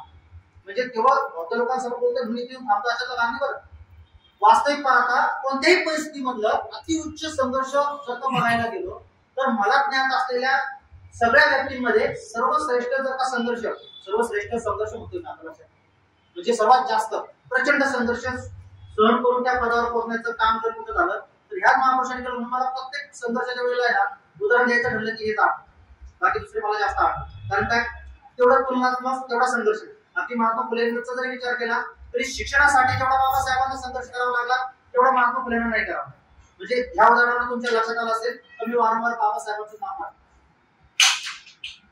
आर्थिक बाबतीमध्ये जर बघायला गेलं तर आपल्या इथं जी जात व्यवस्था होती ना, ती जात व्यवस्था केवळ म्हणजे उतरंडीच्या आधारावर उद्याशांना बांधली. बरं, तर तिच्या सोबत कर्म सुद्धा जोडलेलं होतं. कर्म म्हणजे तुम्ही कोणत्या जातीमध्ये जन्माला आलेला आहात त्यावरून तुम्ही आता पुढे उदरनिर्वाहाचं कोणतं साधन निवडायचं हे तुमच्या जन्मा अगोदर ठरलेलं होतं. तुमची इच्छा असो अथवा नसो, इव्हन दो आपल्या इथे तर अनेक जातींचं नामकरण सुद्धा हे त्यांच्या कामावरून झालेलं आहे. मला उदाहरण द्यायची गरज आहे का? तुम्हाला सगळे माहिती, सगळे माहिती. म्हणजे आम्ही जन्माला आल्यानंतर आमच्यातलं काय कर्तृत्व आहे, आम्हाला ती गोष्ट, आमची पारंपरिक व्यवसाय आवडतो की नाही आवडत, की आम्हाला आणखी काय वेगळं करायची इच्छा आहे, या सगळ्या गोष्टींना काहीही अर्थ नव्हता. मी ज्या समाजामध्ये जन्माला आलोय त्या समाजाला जो व्यवसाय चिपकलेला आहे तोच व्यवसाय करणं हे माझं कर्तव्य होतं. म्हणजे मला आवडो ना आवडो, मी कितीही कर्तव्य असलो, IAS अधिकारी, PSI काही होण्याची माझी क्षमता असली, मी राज्यकर्ता होण्याच्या क्षमतेचा असतो, तरीही मी जर का एका पर्टिक्युलर समाजामध्ये आलेलो आहे तर ती चौकट माझ्यासाठी ठरलेली होती. आणि त्या चौकटीच्या बाहेर जाणं म्हणजे सामाजिक नियम तोडणं आणि त्यासाठी सुद्धा शिक्षा ही ठरलेली होती. आणि म्हणून ज्ञान घेतलं तर कानात शिशी ओतले जायचे अशा पद्धतीची गोष्टी आपण ऐकलेल्या. हे त्याचाच एक उदाहरण आहे की नाही, तुम्ही अमुक एका जातीमध्ये एका अमुक समाजामध्ये जन्माला आलेला, ज्ञान घेण्याचा अधिकार तुम्हाला नाही. तुम्हाला जो काही काम सांगितलेलं आहे तेच काम तुम्हाला घ्यायचं. आता ज्ञान पर्टिक्युलर एका विषयाकडे जाऊ नका. मला काय सांगायचं ते लक्षात घ्या की प्रत्येक जातीसाठी त्याचा व्यवसाय हा चिपकलेला होता. मी जर का कुंडी म्हणून जन्माला आलोय तर मला शेतीची आवड असो अथवा नसो, मला नांगरच धरणं अशा पद्धतीची व्यवस्था ही संविधान लागू होण्या अगोदर होती. आणि जसंही संविधान लागू झालं, अनुच्छेद 19 लागू झाला आणि त्याच्यामध्ये असं म्हटलं गेलं की स्त्री असो अथवा पुरुष असो, अनुच्छेद 39 आहे, तुम्हाला पाहिजे तो व्यवसाय, पाहिजे ती नोकरी, पाहिजे ते शिक्षण घेण्याचा अधिकार तुम्हाला कुठल्याही भेदभावाशिवाय, कुठल्याही म्हणतो का लक्षात ठेवा, केवळ जातच नाही, धर्म, वंश, जात, लिंग, जन्मस्थान अशा कुठल्याही भेदभावाशिवाय तुम्हाला व्यवसाय निवडण्याचं स्वातंत्र्य दिलं. आणि म्हणूनच आज माझ्या किती माता भगिनी असतील किंवा माझे बांधव असतील जे त्यांच्या जातीशी संबंधित नसलेलं कार्य आहे तरी त्या पदांवरती आहेत आणि ते काम करतायत की ज्याच्यावर विशिष्ट काही लोकांची मक्तेदारी असते. मी काय सांगतो तुमच्या लक्षात येतंय सगळं. म्हणजे अशा पद्धतीचा हा प्रकार घडला आणि यातून खऱ्या अर्थाने आमची आर्थिक जी काही कोंडी आहे ती फुटली. एवढंच नाही तर अनुच्छेद 39 नुसार प्रत्येक भारतीय नागरिकासाठी उपजीविकेचं साधन उपलब्ध करून देण्याची जबाबदारी ही शासनाची निश्चित करण्यात आली. आणि त्या माध्यमातून शासनाने वेगवेगळ्या उपाययोजना करून खऱ्या अर्थाने प्रत्येकाची आर्थिक स्थिती कशी बोलतीये यासाठी म्हणजे या 75 वर्षात काहीच घडलं नाही का? बरंच काही घडलं. म्हणजे तुम्ही जर का संविधान लागू होण्याअगोदरचा भारत आणि आजचा भारत याची जर तुलना केली तर तुमच्या लक्षात येईल की बरंच काही घडलेलं आहे. अगदी 100% अंमलबजावणी झाली असं माझा म्हणण्याचा अजिबात अर्थ नाही, परंतु जी काही थोड्याफार प्रमाणात झाली त्या झालेल्या अंमलबजावणीची फळं आज निश्चितच आपण करतो. हा पूर्ण झाली असती तर याच्यापेक्षा आणखी काहीतरी वेगळं चित्र राहिलं. संविधानावरती बरेच विरोधक बोलतात या संविधानामध्ये असलेले तत्व हे प्रश्न आहेत ते खरं वाटतं का तुम्हाला? हे सगळे प्रश्न असण्याचं मुख्य कारण हे संविधान नाहीये तर संविधानाची प्रामाणिक अंमलबजावणी न होणे हे त्याचं मुख्य कारण. लक्षात घ्या, हे सगळ्या प्रश्नांची जर का उत्तर आपल्याला पाहिजे असतील, या सगळ्या प्रश्नांची उत्तरं, सगळ्या समस्यांची उत्तरं या संविधानामध्ये आहे. अनुच्छेद 36 ते 51 मध्ये तुम्हाला या सगळ्या प्रश्नांची उत्तरं भेटतील. प्रत्येकाला ते आर्टिकल वाईज जाणून घेतल्यानंतर लक्षात येईल. मुद्दा माझा सांगायचा हा आहे. आणि जर का समजा एखादी उणीव ह्या संविधानामध्ये असेलही, मी काय सांगतोय व्यवस्थित ऐका सगळ्यांनी, जर का समजा एखादी उणीव या संविधानामध्ये असेलही तरी ती उणीव दूर करण्याचं काम, त्या उणीवेला दूर करण्याची तरतूद ह्याच संविधानामध्ये आहे. अनुच्छेद 368 की जे घटना दुरुस्तीचा अनुच्छेद आहे. म्हणजे बदलत्या काळानुसार, बदलत्या गरजानुसार तुम्ही याच्यामध्ये घटना दुरुस्ती करू शकता आणि तुम्हाला हव्या असलेल्या बदलांना तुम्ही त्याच्यामध्ये मांडू शकता. पण एक पण आहे, लक्षात ठेवा, पण तुम्ही जी काही घटना दुरुस्ती कराल, जे काही कराल ते संविधानाच्या मूलभूत चौकटीतच. ती चौकट मात्र तुम्हाला तोडता येणार नाही. त्या चौकटीच्या आतच तुम्हाला या सगळ्या गोष्टी कराव्या लागतील. अशा पद्धतीची तरतूद या संविधानात. आता माझा पुढचा प्रश्न असा आहे की संविधान नक्की का जाणून घ्यायचं? संविधान का जाणून घ्यायचं? मी तुम्हाला 395 आर्टिकल, कंटाळा असेल तर मला सांगा, लगेच 2 मिनिटं संपवतो. आय होप कंटाळा आला नसा. 2 मुद्दे बाकी आहेत, ते 2 मुद्दे मला तुमच्या समोर मांडायचे आहेत आणि नंतर आपण थांबू. संविधान आम्हाला का जाणून घ्यायचं? आता हे सगळं आपण जाणलं की संविधानाने नक्की काय केलं, संविधान कसं तयार झालं, संविधान म्हणजे नक्की काय आहे. आता तुम्हाला मला संविधान जाणून घेण्याची काय गरज? संविधान जाणून घेतल्याने नक्की काय होणार आणि नक्की आपण काय करायचं? मुद्दा लक्षात. मी तुम्हाला थोड्या वेळापूर्वी सांगतो की आजही आमच्या समोर बरेच प्रश्न आहेत, परंतु त्या प्रश्नांची उत्तर नक्की काय आहे, त्या प्रश्नांना कसं आपण सोडवू शकतो त्या प्रश्नाच्या बाबतीमध्ये नक्की आपण काय पाऊल उचलायला पाहिजे, आपल्यावरील जे काही होणाऱ्या बाबी आहेत, अन्याय अत्याचार म्हणा किंवा अन्य तुम्हाला ज्या काही बाबी वाटत असतील, ज्या काही समस्या वाटत असतील, तर त्या समस्यांचं निराकरण कसं करायचं आहे हे जर आम्हाला जाणून घ्यायचं असेल तर ते जाणण्यासाठी आम्हाला आमचं संविधान जाणून घेणं अत्यंत, कारण या संविधानामध्ये असंख्य हक्क आणि अधिकार हे निराकार स्वरूपामध्ये अजूनही पूर्ण आहे, निराकार स्वरूपामध्ये पूर्ण आहे. त्यांना जर खऱ्या अर्थाने आकार द्यायचा असेल तर आम्हाला ते पहिल्यांदा जाणूनच घ्यावे, आणि जाणून जर आम्ही घेतले नाही तर त्यांना आम्ही आता कोणत्या बेसवर देणार, कुणाच्या भरोश्यावर देणार. आणि म्हणून आमच्या उदाहरणासाठी आमच्या वैचारिक बापाने, मी शब्द वैचारिक वापरला बरं, भावनिक कोणीच बोलायचं नाही, वैचारिक बापाने एक मंत्र आम्हाला दिला. काय होता तो मंत्र? तो मंत्र होता शिका. पाठ आहे कसं सर्व माहिती, शिकलो का? शिका. शिकलो का? आम्ही डायरेक्ट संघर्ष, डायरेक्ट संघर्ष. कोण म्हणतात देत नाही, घेतल्याशिवाय राहत नाही. अरे काय देत नाही, काय घेत नाही, काय चाललंय, कोणाला मागताय, काय मागताय? खासदाराला म्हणतात की आमच्या इथला रस्ता व्यवस्थित नाही, खासदाराला म्हणतात की आमच्या इथली गटर व्यवस्थित नाही, पण ते काम खासदाराचं आहे का? म्हणजे शिका. कशासाठी शिका? तर मुद्दा हा आहे, लक्षात घ्या की आम्हाला हे कळलं पाहिजे खासदार कोण आहे, आमदार कोण आहे, कोण आहे म्हणजे नाव नाही बघा, नक्की त्यांची जबाबदारी काय आहे, आमची जबाबदारी काय आहे, आम्हाला काय करायचंय, त्यांना काय करायचं आहे, म्हणजे कोणाकडून काय करून घ्यायचं आहे हे आम्हाला पहिल्यांदा जर समजून घ्यायचं असेल तर पहिल्यांदा आम्हाला स्टेप बाय स्टेपच जावं लागणार आहे. आणि पहिली स्टेप म्हणजे तो त्रिकालाबाधित मंत्र. बरं, त्रिकालाबाधित म्हणजे काय की जगाच्या कोणत्याही कालखंडात, जगाच्या पाठीवर कोणत्याही देशात हाच मंत्र तुम्हाला यशाकडे घेऊन जाणार. कोणता मंत्र? शिका, संघटित व्हा आणि मग संघर्ष. मग अशा संघर्ष. शिका. आपल्याला पहिल्यांदा आमचं संविधान नक्की काय आहे, त्याच्यात आम्ही एक भारतीय व्यक्ती म्हणून माझ्यासाठी नक्की काय तरतुदी आहे, मला नक्की त्याच्या माध्यमातून काय देण्यात आलेलं आहे, हे जोपर्यंत मला समजत नाही तोपर्यंत मी मागणार काय, मला मागायचं तरी काय हे जर मला माहित नसेल तर मी डायरेक्ट रस्त्यावरून करणार काय. म्हणून पहिल्यांदा आता संविधान शिकायचं आहे म्हणजे कधी डॉक्टरेट किंवा डिग्री मिळवण्यासाठी शिकायचं नाही. एखाद्याला जर का डॉक्टरेट मिळत असेल, डिग्री मिळत असेल तर त्याचं स्वागतच आहे, परंतु जो आमच्या जीवन जगण्याचाच मुळात आधार आहे, जो आम्हाला प्रतिष्ठापूर्वक आणि सन्मानजनक जीवन बहाल करतो, ते नेमकं कसं बहाल करतो हे जर आम्हाला माहित नसेल तर मग आम्ही कोणत्या आधारावरती ते मागण्याचा प्रयत्न करतोय आणि काय नक्की मागण्याचा प्रयत्न करतोय हे जर आम्हाला जाणून घ्यायचं असेल तर आम्हाला संविधान शिकावं, संविधान समजून घ्यावं लागेल.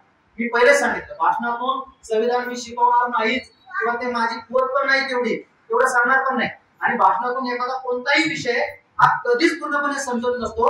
त्याच्यासाठी वाचन, आणि वाचन हा एकच मार्ग असतो, वाचनातूनच तुम्हाला तो विषय चांगल्या प्रकारे समजू शकतो, त्याची जाण तुम्हाला येऊ शकते. भाषणातून फक्त तो विषय कसा समजून घ्यायचा याची एक दिशा मिळते, फक्त दिशा मिळते, पूर्ण विषय समजतो. आता मुद्दा असा आहे की हे संविधान समजल्यानंतर करायचं. संविधानामध्ये माझ्या माता भगिनी तर बसल्या आहेत, त्यामुळे त्यांच्यासाठी एक मुद्दा सांगतो की भारतीय संविधान अशा नावाचं एक स्ट्रक्चर मी तयार केलं, कारण महिलांसाठी जर का वरदान कोणतं असेल तर ते फक्त भारतीय संविधान आहे. कारण या संविधानाने महिलांना केवळ पुरुषांच्या बरोबरीचं स्थान दिलेलं आहे. मग त्या महिला कोणत्या असू देत बरं, उच्चवर्णीय जरी असल्या आणि निम्नवर्णीय जरी असल्या तरी महिला या इथून तिथून सगळ्या महिलाच आहेत आणि पुरुषांच्या नजरेमध्ये त्यांचं स्थान दुय्यमच आहे, हे लक्षात ठेवा. आणि कोणताही धर्म असो, मी धर्म बोलतोय लक्षात ठेवा, धर्म बोलत नाही. प्रत्येक धर्मामध्ये पुरुष प्रधान संस्कृती आहे आणि तिथं महिलांना दुय्यम स्थान आहे. परंतु एकमेव असं भारतीय संविधान आहे जे महिलांना केवळ पुरुषांच्या बरोबरीनं स्थान देत नाही तर काकणभर वरचं स्थान. तुम्ही म्हणाल कसं? तर त्यासाठी आहे अनुच्छेद 15चा खंड 3. तुम्हाला खंडवाय सांगतो, तुम्ही कायद्याचा अभ्यासक असेल तर त्या तिथे बघा. अनुच्छेद 15चा खंड 3 असं म्हणतो की जरी अनुच्छेद 15च्या खंड 1 मध्ये असं म्हटलेलं असलं की धर्म, वंश, जात, लिंग, जन्मस्थान यावरनं कोणताही भेदभाव केला जाणार नाही, तरीही अनुच्छेद 15चा खंड 3 असं म्हणतो की महिला आणि बालकांसाठी शासनास विशेष उपाययोजना करण्यास कुठलाही प्रतिबंध होणार नाही.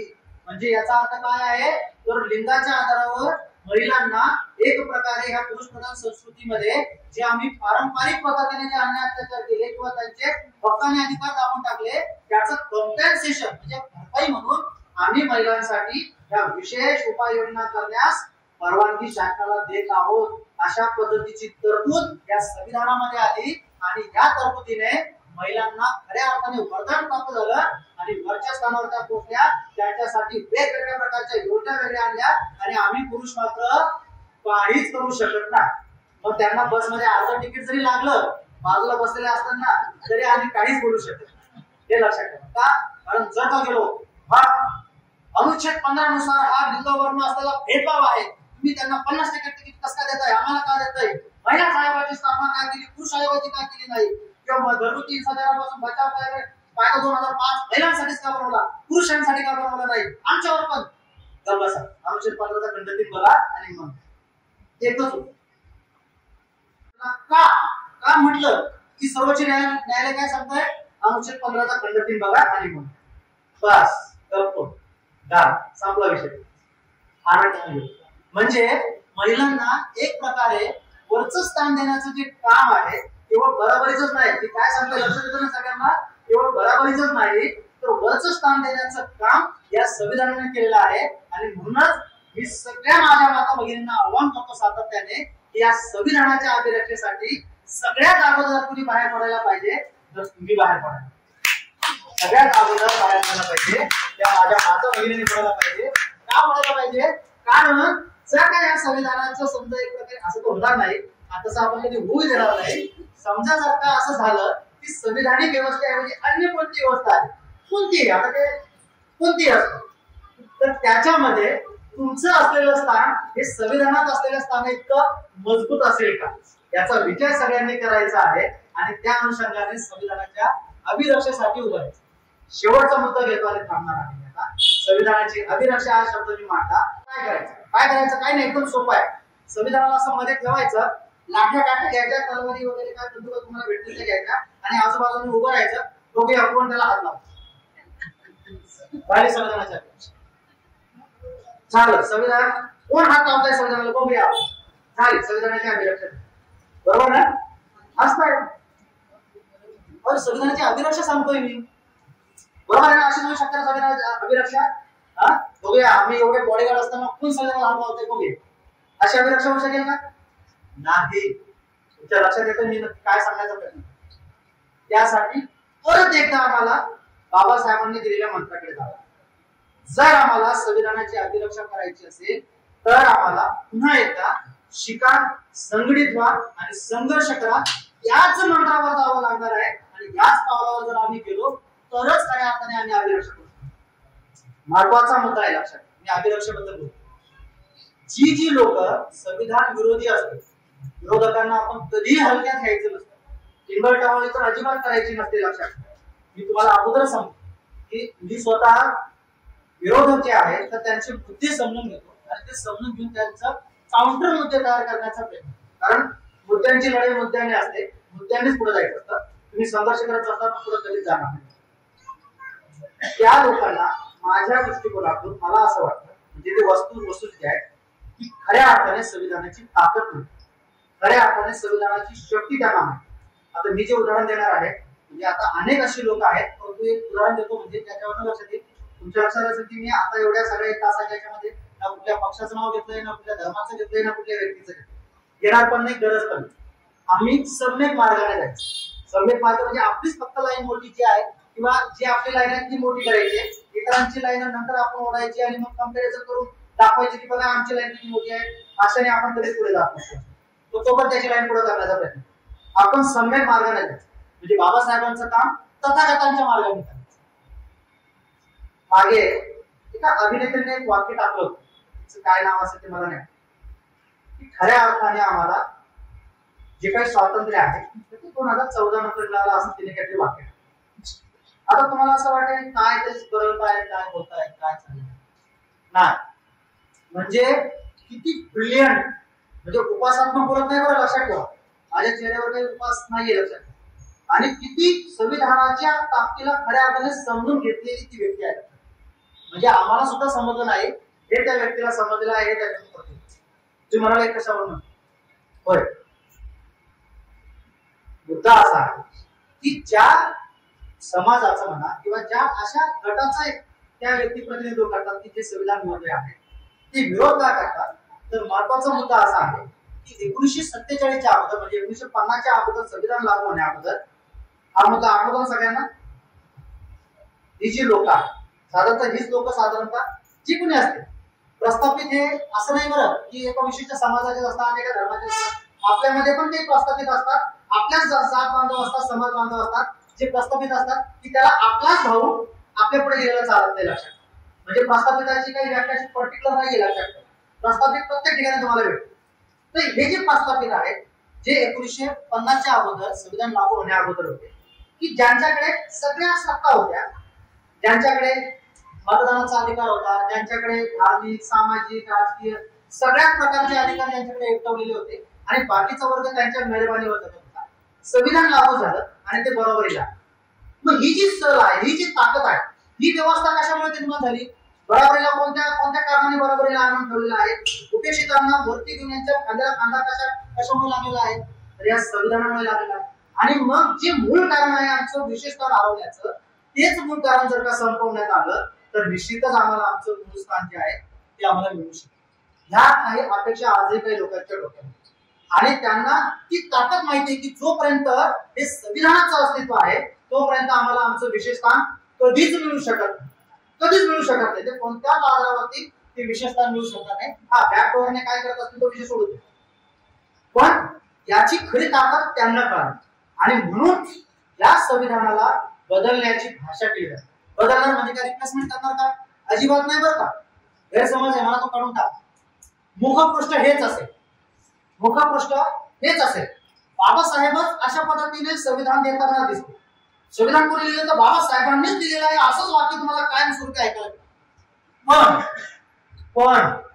पण आतलं मटेरियल मात्र सगळं त्यांना विशेष स्थान कसं मिळेल या अनुषंगाने बदललेलं असेल आणि तुम्ही एमकेएम प्रकारे तुमच्या मूळ पदावर म्हणजे संविधान लागू होण्याच्या पदावर कसं तुम्हाला नेता येईल त्या पद्धतीने step by step slow poisoning म्हणजे एकदम नाही लगेच आलं काढायचं लगेच नावला सराटा असं एकदम नाही तो आधुनिक पद्धतीचा मी काय सांगायचा प्रयत्न करतो तुमच्या लक्षात येत असा दहाता मात्र तीच असू शकेल अशा पद्धतीने जेव्हा ही व्यवस्था निर्माण होण्याचा प्रयत्न सातत्याने चालू आहे तुम्हाला मला काहीच कोणतं उदाहरण द्यायची गरज नाहीये मला सगळ्यांना सगळं माहिती की कशा पद्धतीने हे प्रयत्न चाललेले आहेत आणि ह्या प्रयत्नांना जर आपल्याला रोखायचं असेल तर आम्हाला सर्वप्रथम बाबासाहेबांनी दिलेल्या मंत्रानुसार चालू लागेल पहिल्यांदा शिकावं लागेल पहिल्यांदा समजून घ्यावं लागेल की नक्की या संविधानात काय आहे संविधानामध्ये जे मूलभूत अधिकार दिले समानतेचा अधिकार नक्की काय आहे स्वातंत्र्याचा अधिकार नक्की काय आहे धर्म स्वातंत्र्याचा अधिकार नक्की काय आहे सांस्कृतिक अधिकार काय आहे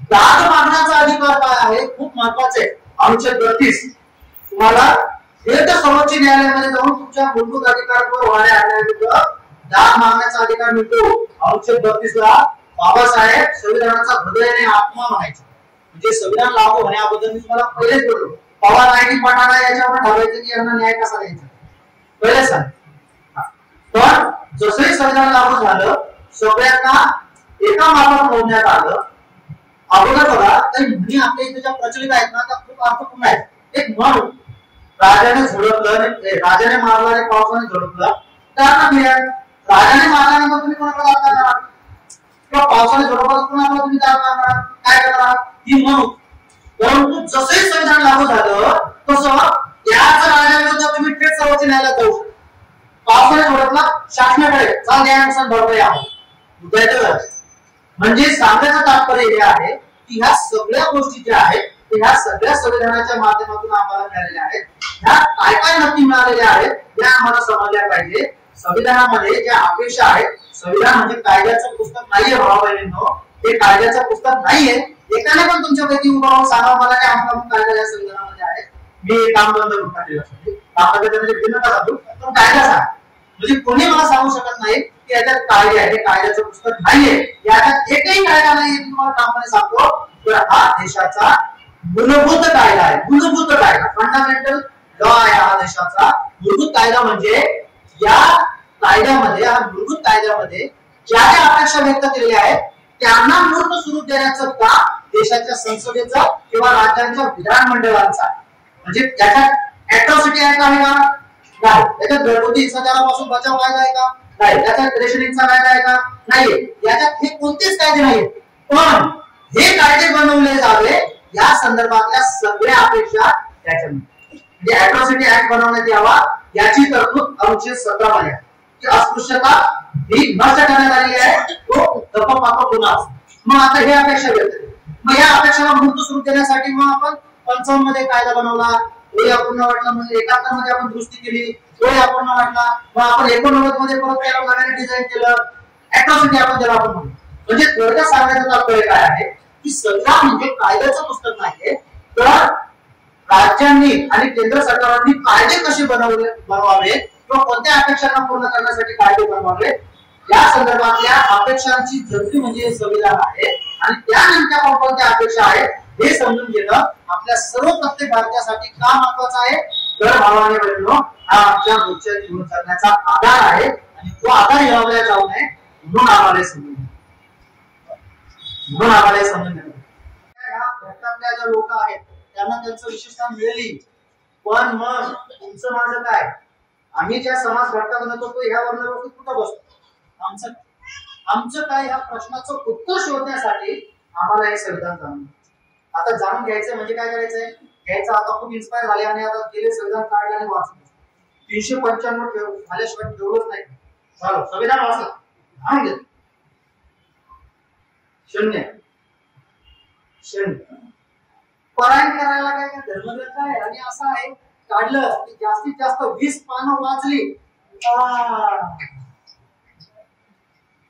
ठेवलं. असं ठेवलं की नंतर पुढच्या 26 नोव्हेंबरच होईल. मी ठामपणे सांगतोय तुम्हाला लक्षात, कारण माझी अवस्था ती. किती जणांनी संविधान पुस्तक बघितलेलं आहे? किती जणांनी बघितलेलं आहे? अरे सगळ्यांनी बघितलंय ना, समोर नाही हरकत नाही. पुढचा प्रश्न नाही. 20 पानापर्यंत जाता होता. खरंच काय अवस्था होती वेगळं सांगायची गरज आहे का? आणि परत गंमत अशी आहे, परत कुठलं पुण्य पण लाभत नाही. म्हणजे बाकीचे भले कुठले धर्मग्रंथ जे असतात ना ते वाचून पळत काही नाही बरं का, तुम्ही कोणतंही समजलं. आणि मग संविधान समजून घेण्याची पद्धत काय आहे ती आपण थोडक्यात समजून घेऊया. आणि मला वाटतं किती वेळ झाला? 1.5 तास झाला असेल ना. जास्त तुमची मानसिक तरी ताणणार नाही. फक्त संविधान कसं समजून घेणं तेवढं आपण बघूया. संविधान समजून घेण्याची एक रिसर्च शास्त्र पद्धत. केवळ संविधानाचे आर्टिकल वाचून संविधान समजत. संविधान वाचताना पहिल्यांदा संविधानाच्या मूळ पुस्तकातलं मूळ वाक्य काय आहे ते आपल्याला बघावं लागतं.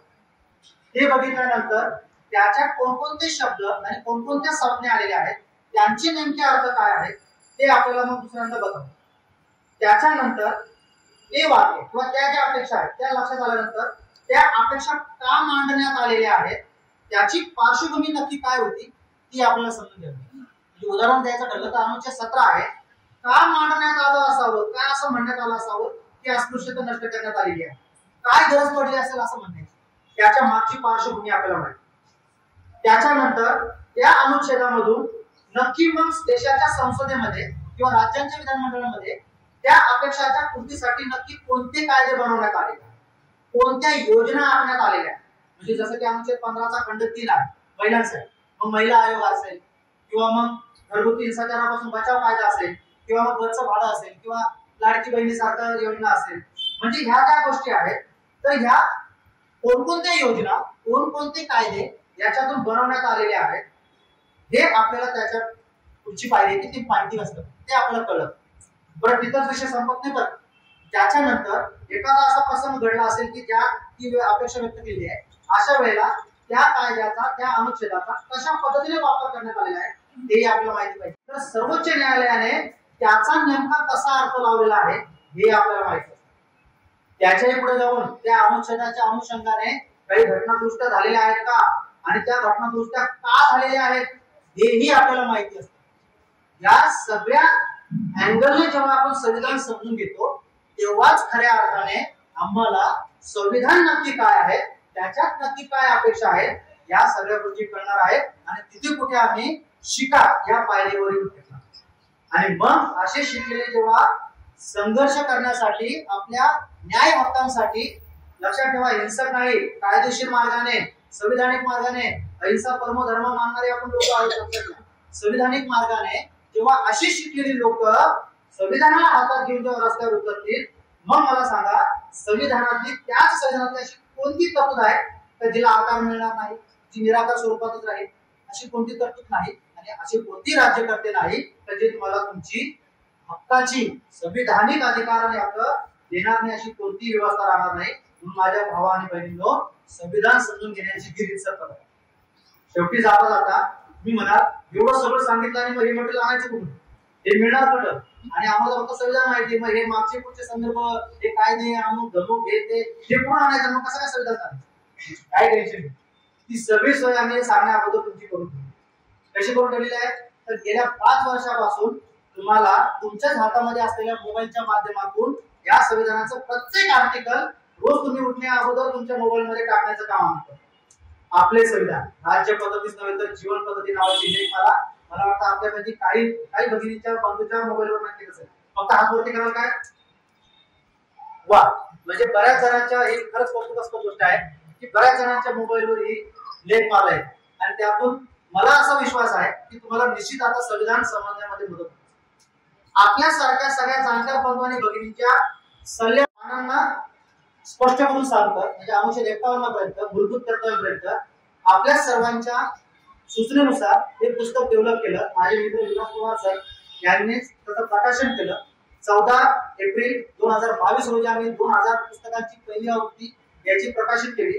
परंतु आपल्या सर्वांचं प्रेम एवढं भरभरून मिळालं की 3च महिन्यात ती आज ही पुस्तकाची 3री आवृत्ती आहे. आणि मला माझ्या सगळ्या माता भगिनींना आणि भावांना सांगताना आनंद वाटतो की आज या पुस्तकाची उपयुक्तता बघता सावित्रीबाई फुले पुणे विद्यापीठाने हे पुस्तक पॉलिटिकल सायन्स साठी संदर्भ ग्रंथ म्हणून स्वीकारले. एवढंच नाही तर यशवंतराव चव्हाण मुक्त विद्यापीठाच्या बीएडच्या अभ्यासक्रमामध्ये आता हे पुस्तक डायरेक्टली अभ्यासक्रम म्हणून येणार आहे. त्यांच्या अभ्यासक्रम कमिटीवर त्यांनी याच वर्षी माझी नियुक्ती केली आहे. लवकरच ती बैठक होणार आहे आणि त्याच्यात तुम्हाला हे पुस्तक दिसेल. म्हणजे अशा पद्धतीने संविधानाची उपयुक्तता काय आहे हा सांगण्याचा जो आमचा प्रामाणिक प्रयत्न आहे, जो खटाटोप आहे, तो कुठेतरी यशस्वीतेकडे घेऊन जातो आहे. आणि निश्चित लोकांना संविधान समजणे याच्यातून सोपं होत आहे असा माझा गैरसमज आहे. आता समज काय असेल तुम्ही ठरवा. बरं, गोष्ट आहे प्लस आपले संविधान नावाचं एक युट्यूब चॅनल पण सुरू केलेलं आहे की ज्याच्यामध्ये तुम्हाला वाचायला कंटाळा येत असेल तर तुम्ही ऐकू शकता. त्यात मी प्रत्येक आर्टिकल तुम्हाला साध्या सोप्या पद्धतीने सांगण्याचा प्रयत्न करत आहे. आपले संविधान मूर्खा पाठांतरी तुम्ही सर्च केलं तरी तुम्हाला ते चॅनल ओपन होऊ शकतात. एवढं सगळं करून हे लक्षात येत नव्हतं की आपला हा खटाटोप योग्य मार्गाने चाललाय की नाही, खऱ्या अर्थाने आपण यशस्वी होतोय की नाही, ते कसं चेकआउट करा. शेवटी माझ्या आता शिक्षक जागा झाला आणि शाबासकीची पाठ म्हणून तुम्हाला दर महिन्याला प्रमाणपत्र सुद्धा द्यायचं